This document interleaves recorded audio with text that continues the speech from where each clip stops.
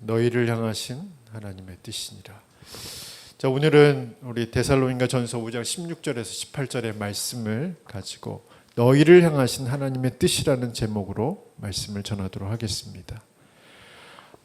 바람이 많이 부는 지역이나 나무가 잘 자라기 어려운 그런 토양을 가진 지역에는 종종 기이한 형태의 나무들을 좀 발견할 수가 있습니다. 물론 우리가 그 나무들을 볼 때 강인한 생명력, 또 거센 바람, 또 척박한 환경 속에서도 잘 성장한 나무들의 모습들을 보면서 감탄을 자아나기도 하고 참 아름답다라고 생각하기도 합니다.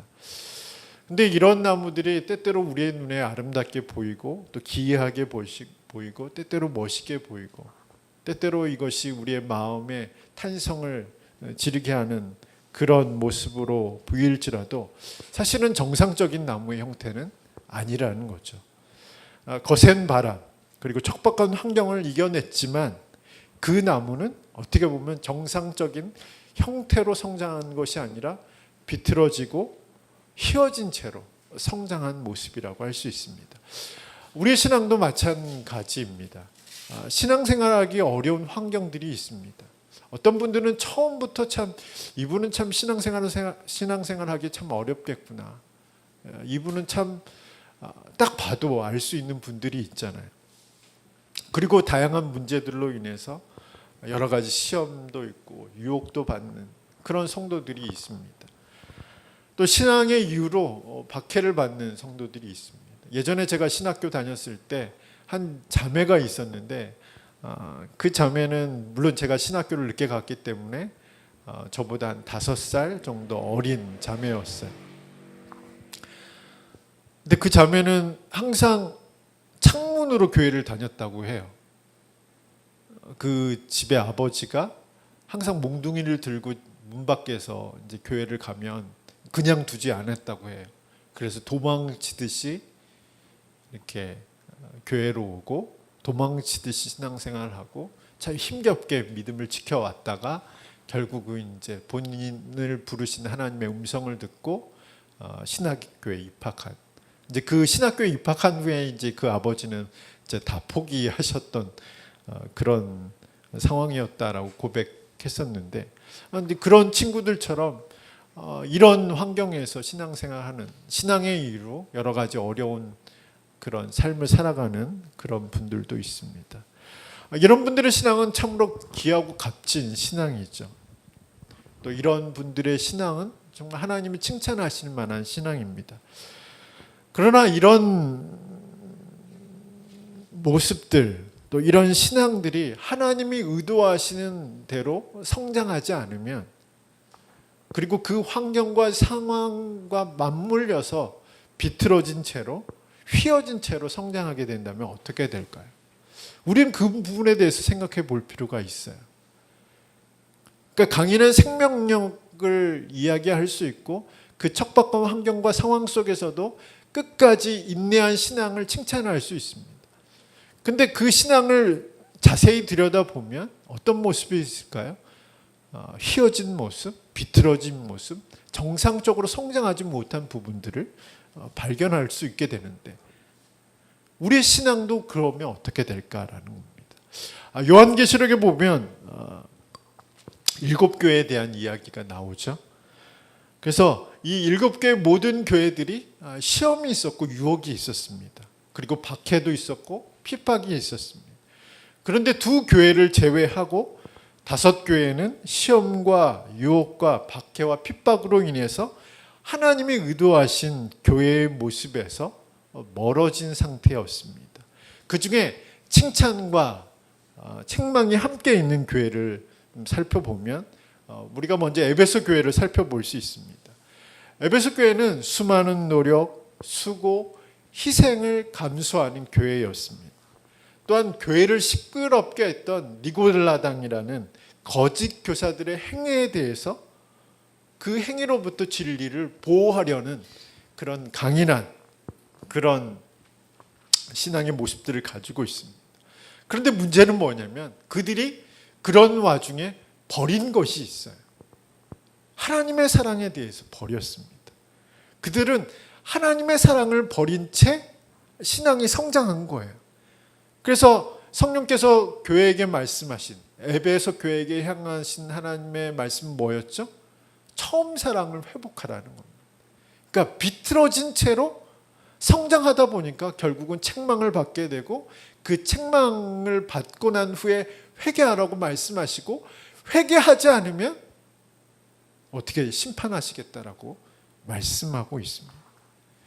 그 다음에 우리가 버가모 교회를 볼 수 있는데, 버가모 교회 자체가 사실은 위험한 지역이었습니다. 사탄의 본거지, 우상숭배의 본거지가 바로 이 버가모 지역입니다. 그러다 보니까 이 교회 자체가 신앙생활하기가 매우 어려운 교회였죠. 그런데 성경은 뭐라고 기록했냐면, 우상의 본거지, 사탄의 본거지에서도 주님께 충성했다라고 이 버가모 교회를 칭찬하십니다. 대단하지 않습니까? 쫄개들이 사는 지역의 교회가 있는 게 아니라 우상의 본거지, 그리고 사탄이 크게 활동하는 그 지역에서도 주님께 충성한 교회가 바로 버가모 교회였습니다. 이 정도면 정말 괜찮은 신앙이죠. 그런데 주님이 이 교회를 책망하셨어요. 책망하실 뿐만 아니라 회개를 촉구하셨어요. 회개를 촉구할 뿐만 아니라 회개하지 않으면 심판하시겠다고 말씀하셨습니다. 그들의 비틀어진 것은 무엇이냐면, 니골라당의 거짓 교훈을 따르는 자들을 수용한 것입니다. 이 니골라당의 행위는 무엇이냐면 삶을 분리해 놓는 거죠. 그러니까 하나님을 섬기는 행위와 인간 세상을 살아가는 행위가 분리되어 있다는 거죠. 그러니까 하나님 앞에는 거룩하게 살면 되지만 인생에서는 우리가 원하는 대로 부도덕한 삶을 살아도 괜찮다라고 가르치는 것이 이 니골라당입니다. 그 사람들을 받아들였어요. 그러다 보니까 이 교회가 더럽혀지기 시작했어요. 그러니까 정말 주님께 충성한 교회였지만 어떤 모습이었냐면 비틀어지고 왜곡된 모습으로 성장하고 있는 교회가 이 버가모 교회였습니다. 자, 마지막으로 두아디라 교회가 있습니다. 두아디라 교회는 건강하게 성장하는 교회였습니다. 사랑도 있고, 데살로니가 교회처럼 사랑도 있고, 믿음도 있고, 인내도 있고, 그리고 섬김도 있는, 그리고 그 모습들이 처음보다 점점 더 많아지는, 선한 행위들이 점점 더 증가되는 교회가 바로 이 두아디라 교회입니다. 그런데 주님이 이 교회도 책망하셨죠. 책망으로 끝나는 게 아니라 회개를 촉구하시고 그 다음에 심판을 말씀하셨습니다. 그 이유가 뭐냐면, 이세벨로 상징하는 거짓 여선지자들을 받아들였기 때문입니다. 이 여선지자들을 받아들인 결과 어떤 일들이 있었냐면, 믿음의 사람들이 실족하기 시작했어요. 믿음의 사람들이 거룩한 삶에서 벗어나기 시작했습니다. 믿음의 사람들이 우상숭배로 빠져들기 시작했습니다.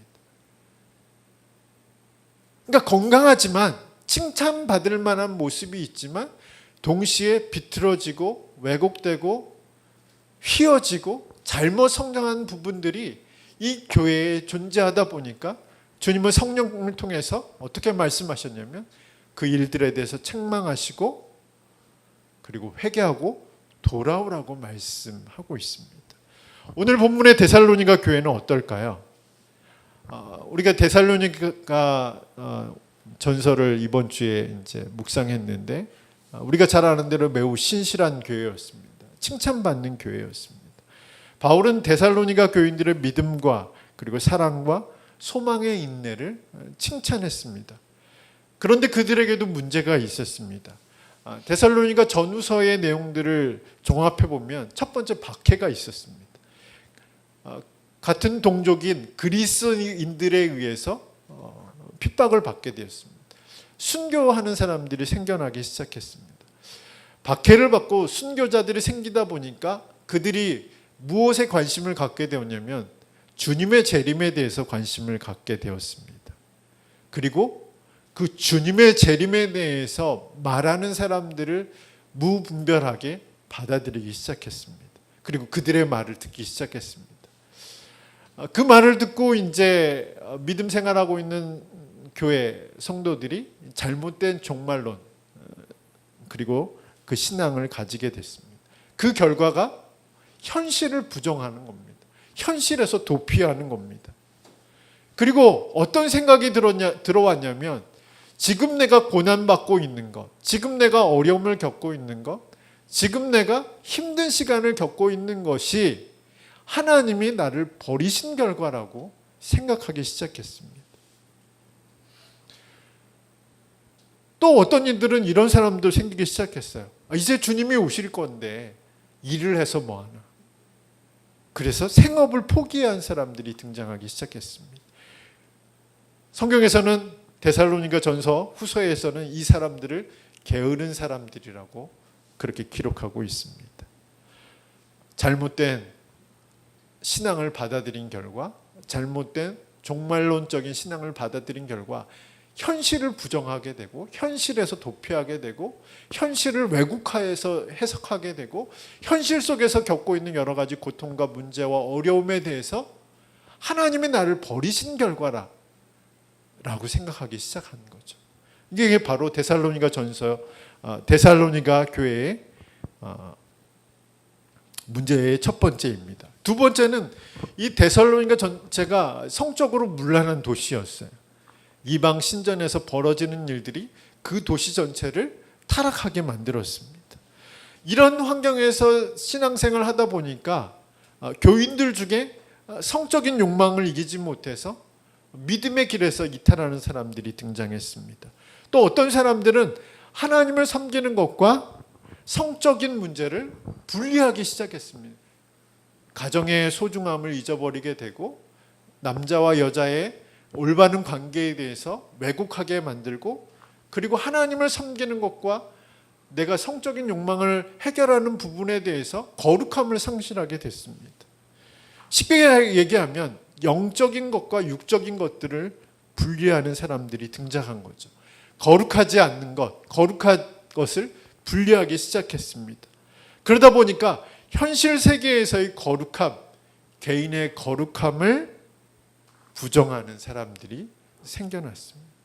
바울은 이들에 대해서 그 대안을 제시한 것이 바로 데살로니가 전후서의 말씀입니다. 오늘 우리는 어떻습니까? 각 개인마다 그리고 각 가정마다 그리고 일터마다 각양의 문제들을 가지고 있습니다. 근데 그 문제를 대하는 우리의 반응은 동일합니다. 공통된 부분들이 있습니다. 먼저 우리는 문제가 다가왔을 때 왜라고 질문합니다. 왜 나에게 이런 일들이 발생했는지. 두 번째, 그 문제를 인정하지 않습니다. 부정합니다. 그 문제를 받아들이려고 하지 않습니다. 세 번째는 그 문제로부터 자신을 격리시키는 것, 분리시키는 것. 그러니까 쉽게 얘기하면 현실에서 도피하려고 합니다. 그 다음에 어떤 일들이 있죠? 그 문제의 원인을 제공한 사람들을 찾기 시작하죠. 그리고 그 사람들에 대해서 원망하기 시작합니다. 그리고 마지막에는 어쩔 수 없다라고 자포자기하면서 체념하게 됩니다. 이게 문제를 받아들인 사람들의 공통적인 그런 대응 반응입니다. 근데 문제가 반복되고 이런 반응이 반복될 때 우리의 사고, 우리의 감정은 그때부터 꼬이기 시작하는 거죠. 뒤틀리기 시작합니다. 건강하지만 상처가 매우 깊은 사람, 아름답지만 어딘가 꼬여있고 뒤틀려 있는 사람의 모습이 바로 이런 반응을 보인 사람. 어떤 문제가 다가왔을 때 항상 이런 식으로만 반응하면 우리의 모습, 건강하지만 상처가 매우 깊은, 아름답지만 어딘가 뒤틀려 있고 왜곡되어 있고 휘어져 있는 모습들을 갖고 살아갈 수밖에 없습니다. 우리의 신앙도 마찬가지죠. 우리의 신앙도 반복되는 문제 속에서 그리고 그 문제를 대응하는 우리의 습관과 태도로 인해서 하나님이 의도하신 모습과 다른 모습으로 살아가게 됩니다. 그리고 하나님이 원하시는 모습으로 현재의 삶을 살아가는 것이 아니라 비뚤어진 채로, 왜곡된 대로, 휘어진 대로 그렇게 살아가는 모습, 그렇게 신앙생활하는 모습들이 있습니다. 하나님은 바울을 통해서 이런 우리에게 어떻게 말씀하실까요? 또 그런 위험을 가지고 있는 데살로니가 교인들에게 어떻게 말씀하실까요?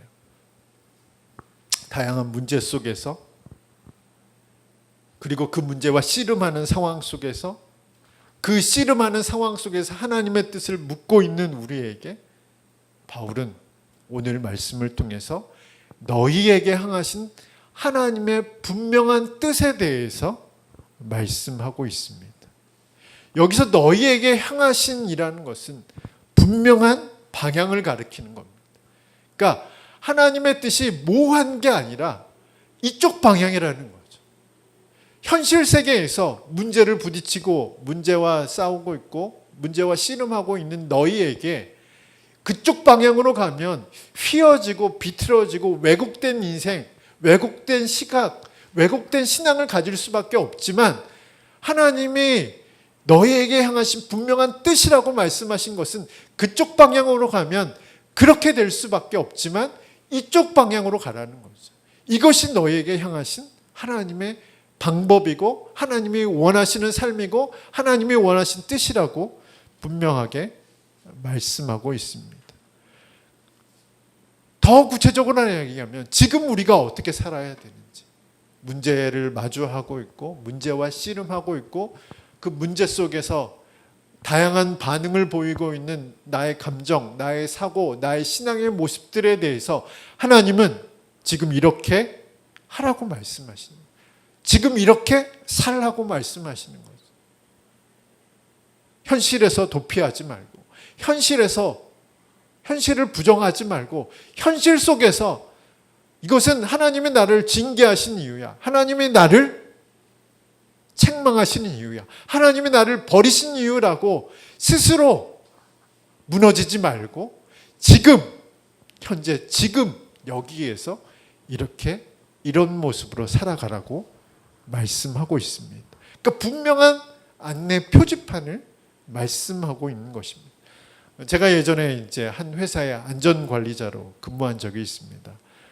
저의 업무는 이제 작업장이나 사무실에서 위험 요소를 제거하는 것이 저의 업무였어요.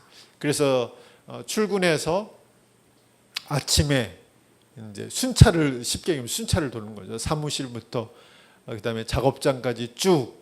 회사가 크다 보니까 이제 오전 한 바퀴 돌면 사진기를 들고 다니면서 오전에 한 바퀴 돌면서 위험 요소들을 발견하면 사진 찍고 작성하고 또 그것을 이제 해결할 방안들을 제시하고 또 그게 이제 통과가 되면 그거 이제 거기 작업장이나 사무실에 설치하거나 뭐 치우거나 뭐 이런 여러 가지 일들을 했습니다. 그러니까 쉽게 얘기하면 위험 요소들을 제거하고 작업자들이 안전하게 작업할 수 있도록 도와주는 일들이 바로 제가 했던 일들입니다. 그 업무 중에 하나가 이제 무엇이었냐면 안전 표지판을 부착하는 거죠. 공사판 표지판 보신 적이 있죠? 글씨 크고 어떤 사람의 모양이 하나 나와 있는 모습인데 그 모습들을 보면 작업자가 해야 되는 행동 또는 작업자가 하지 말아야 할 행동을 되게 크게 자세하게 묘사하고 있다는 거죠. 그러니까 어떤 공사장에 들어갔을 때 안전모를 착용해야 된다 그러면 꼭 그 안전모가 눈에 띄고 내가 이 안전모를 이렇게 착용해야 되는 거라는 표지판이 정확하게 있는 거죠. 그래서 여기서 너희에게 향하신 하나님의 뜻이라는 것은 하나님이 구체적으로 정확하게 지금 내가 무엇을 해야 되는지, 지금 내가 어떻게 살아야 되는지에 대해서 정확하게 말씀하고 있는 것입니다. 그렇기 때문에 오늘 말씀을 통해서 우리는 하나님의 세 가지의 분명한 뜻에 대해서, 우리가 지금 해야 하는 일들에 대해서 우리는 확인해 볼 수 있습니다. 이 세 가지는 명령형으로 되어 있습니다. 그러니까 해도 되고 하지 않아도 되는 게 아니라 하나님이 지금 내게 찾으시는 것이라는 말씀입니다. 지금 내 삶 속에서 다른 것들을 찾아내시는 게 아니라 지금 다른 내 삶 속에서 다른 모습들을 원하시는 게 아니라 반드시 내 삶 속에서 이것은 있어야 되지. 이 세 가지는 내가 너에게 찾겠다라고 말씀하시는 분입니다. 그리고 이 세 가지는 함께 연결되어 있죠. 우리가 5장 16절에서 18절의 말씀을 보면 항상 기뻐하라는 말씀은 쉬지 말고 기도하라는 말씀과 연결되어 있습니다. 그러니까 항상 기뻐할 수 없는데 쉬지 말고 기도할 수도 없다라는 거죠. 쉬지 말고 기도를 못하면 어떤 일들이 일어날까요? 범사에 감사할 수도 없습니다. 그러니까 이 세 가지는 함께 연결되어 있어서 세 가지의 모습이지만 또 한 가지의 모습이기도 합니다. 항상 기뻐하라 말씀하신 하나님이 쉬지 말고 기도하라고 말씀하시고, 쉬지 말고 기도하라고 말씀하시는 하나님이 범사에 감사하라고 말씀하시는 분이십니다. 자, 그렇다면 우리가 이 세 가지의 말씀을 너무나 잘 알고 있기 때문에 이 세 가지의 핵심만 좀 말씀을 같이 나누도록 하겠습니다. 자, 먼저 하나님의 분명한 첫 번째 뜻은 항상 기뻐하는 것입니다. 여기서 핵심은 그리스도 안에 있다는 거죠. 그러니까 기뻐하라는 말씀이 그냥 우리가 보이는 대로, 느껴지는 대로 우리가 무엇을 얻었거나 무엇을 받았거나 무엇을 느꼈거나 이런 감정의 기쁨이 아니라 이 기쁨은 어디에 있는 거냐면 그리스도 안에 있을 때 기뻐하라는 거예요. 이 핵심 자체가 기쁨이 있는 게 아니라 그리스도 안에 있으면 자연스럽게 항상 기뻐할 수 있다는 겁니다. 세상적인 기쁨은, 그리고 사람이 주는 기쁨은 금방 사라지죠. 그건 우리가 너무나 잘 알고 있죠. 근데 우리는 항상 기뻐하라는 이 말씀을 어떤 인간적인 노력으로 내가 기뻐해야지, 내가 감사해야지, 그리고 내가 웃을 거야, 어떤 일이 있어도 나는 기뻐할 거야 라는 다짐과 결심으로 되는 게 아니라는 거죠.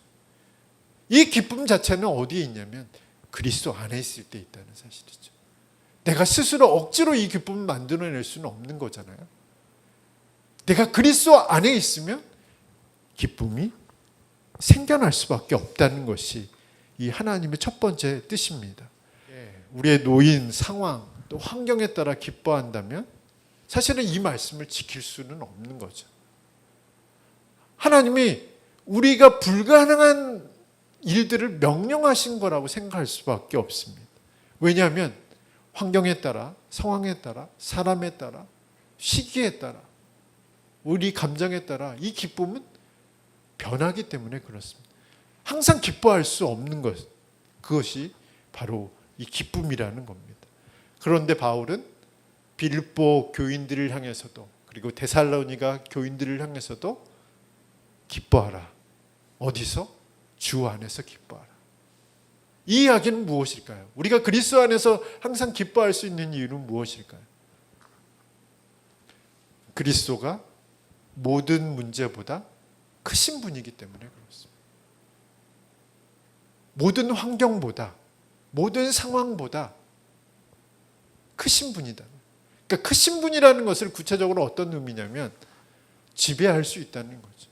모든 상황, 모든 환경, 모든 사람을 지배하고 통치하시는 분이 바로 그리스도이기 때문에. 그뿐일까요? 그렇지 않습니다.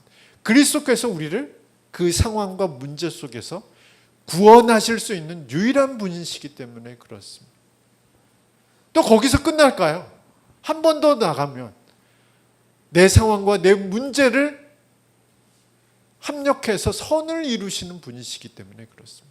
그리스도 안에 있을 때 문제보다 크신 주님을 우리가 경험하게 되고, 그리스도 안에 있을 때 모든 문제 속에서 우리를 구원해 주시는 그리스도를 만날 수 있게 되고, 그리스도 안에 있을 때 모든 일을 선하게 이끌어 가시는 그 주님의 은혜를 경험할 수 있기 때문에 항상 기뻐할 수 있다라는 것이 이 항상 기뻐하라는 말씀의 핵심입니다. 저는 이 기쁨이 우리 가운데 있기를 간절히 소망합니다. 사람을 보면, 그리고 환경을 보면, 상황을 보면 기뻐할 수 없죠. 그건 우리가 너무나 잘 알고 있습니다. 그런데 우리가 그리스도 안에서, 그리스도를 통해서 사람을 보면, 환경을 보면, 상황을 보면 우리는 기뻐할 수 있습니다. 하나님은 그 말씀을 지금 하고 있는 것입니다. 자, 두 번째 뜻은 쉬지 말고 기도하는 것입니다. 자, 쉬지 말고 기도하라는 말씀은 우리가 너무나 잘 알고 있기 때문에 이 말씀의 핵심은 무엇일까요? 어디에서나입니다. 그러니까 우리가 생각하는 쉬지 말고 기도하라는 것은 모든 일을 다 제쳐놓고 기도만 하라는 것은 아니라는 사실이죠. 또 어떤 특정한 장소에 가서 기도하라고 말씀하시는 것이 아니라 이 말씀의 핵심은 어디에서나 기도로 시작하고 기도로 마치고 기도가 중심이 되는 삶을 살아가는 것을 말하는 것입니다. 근데 이 말씀을 통해서 우리가 좀 생각해 볼 수 있는 내용이 뭐냐면 어디에서나 어떤 환경에서나 기도하라고 말씀하셨는데 이 말씀은 전제가 있어요. 어떤 전제가 있냐면 하나님은 우리의 모든 기도를 들으신다는 거죠. 모든 기도에 반응하시고 모든 기도에 응답하신다는 것을 전제하는 겁니다. 그러니까 어디에서나 기도하라. 쉬지 말고 기도하라는 것은 내가 어디에서나 기도할 때 그 기도가 하나님께 들려진다는 것을 전제로 하는 거예요. 만약에 하나님이 듣지 않는다라고 한다면 우리가 쉬지 않고 기도 안 하겠죠. 그리고 그건 기도가 아니잖아요.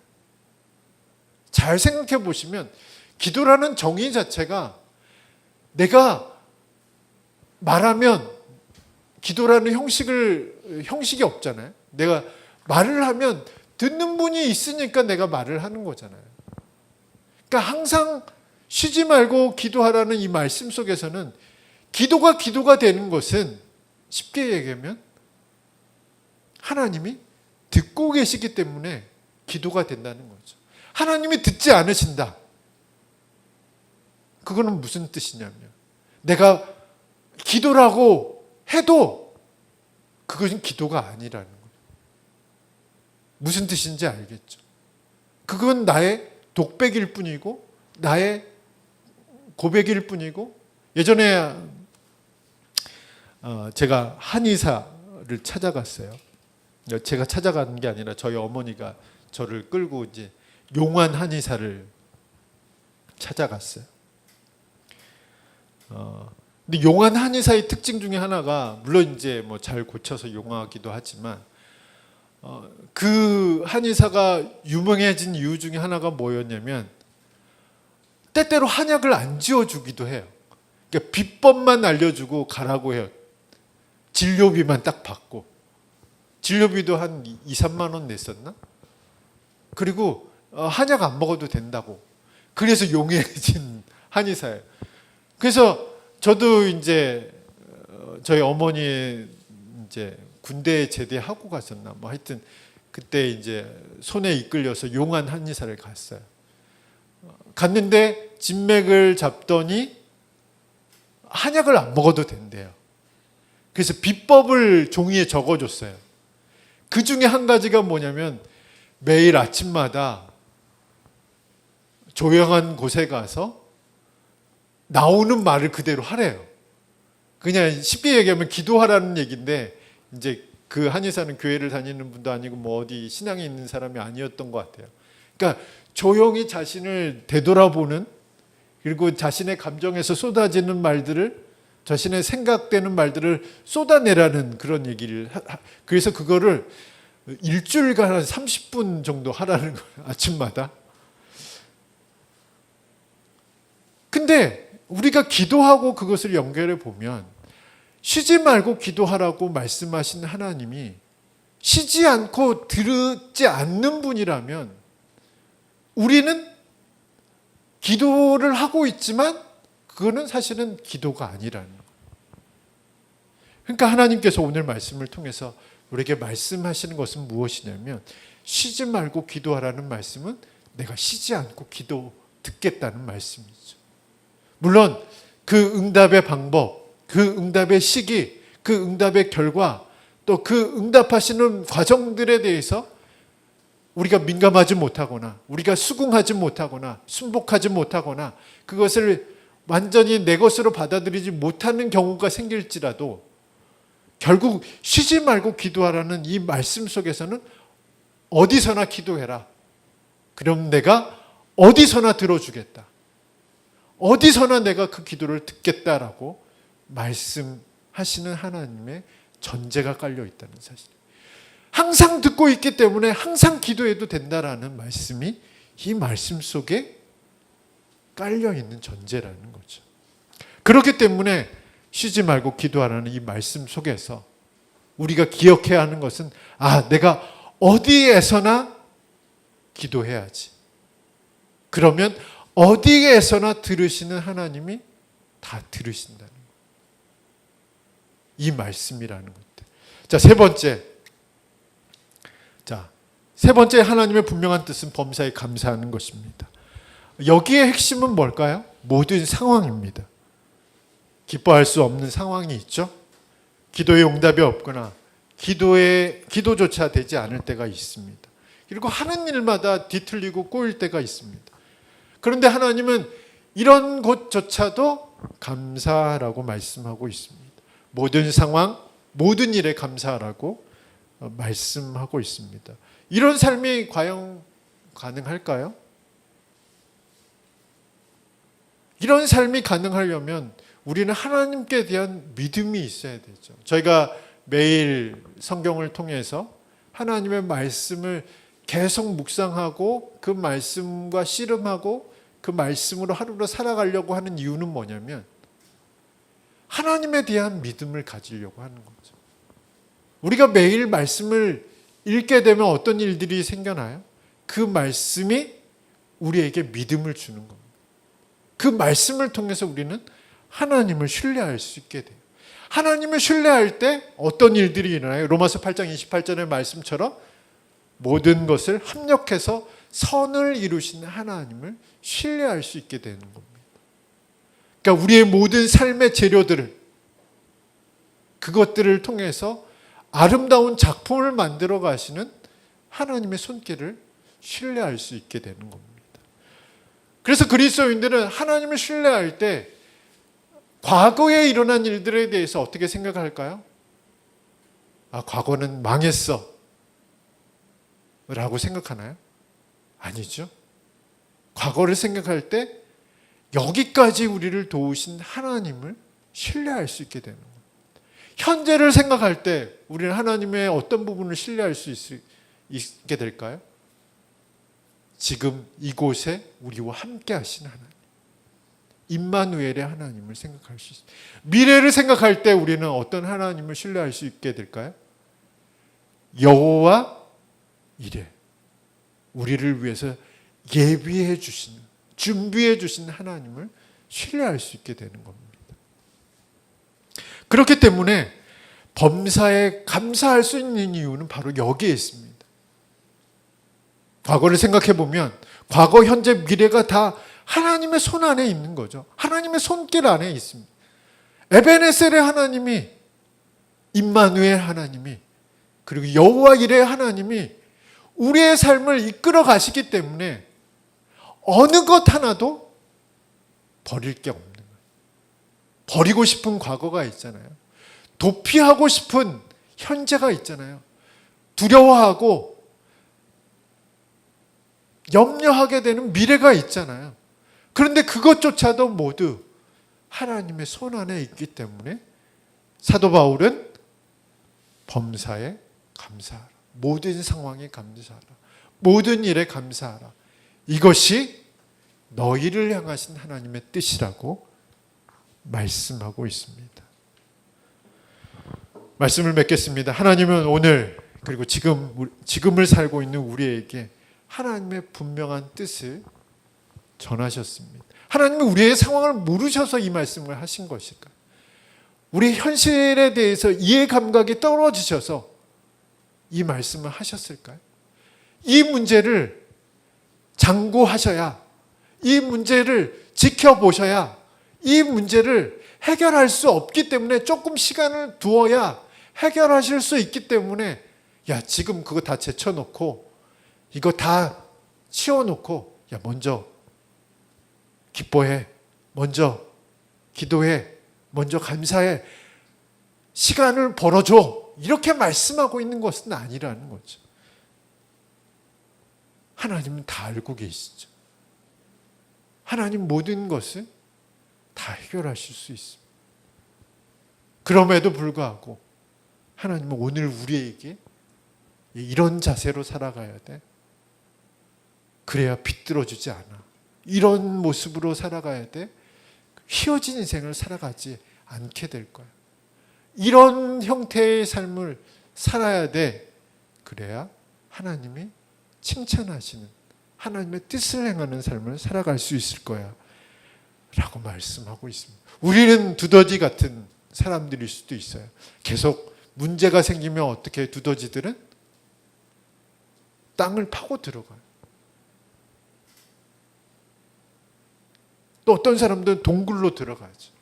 현실을 부정하고 현실을 도피하고 현실 속에 나타난 하나님의 뜻을 찾기보다는 다가올 해결될 하나님의 뜻을 찾기 때문에 계속 숨기 시작하는 거죠. 부정하기 시작하는 거죠. 그러나 하나님은 지금 우리에게 현실 속에서 하나님의 분명한 뜻에 대해서 말씀하고 있고 그 뜻대로 살아갈 때 건강한 신앙을, 건강한 인생을 살아갈 수 있다라고 말씀하고 있습니다. 오늘 저와 여러분에게 이런 은혜가 있기를 간절히 소망합니다.